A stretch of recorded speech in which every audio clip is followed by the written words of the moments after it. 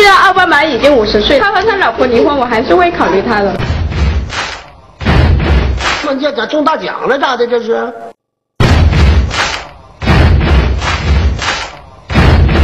你看见了？闹一闹就是有明显效果吧？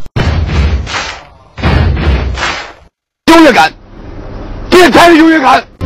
不好。哎，不定谁家的流氓又倒霉了。因为一般情况下，现在我估计的话，应该没有男孩子在智商上面超过我的，那他们就在身高和相貌上面来弥补。我靠！我受不了了！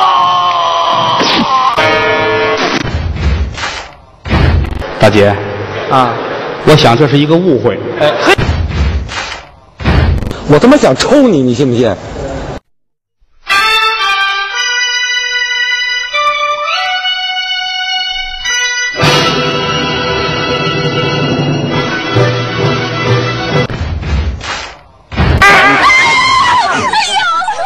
然后很黄很暴力。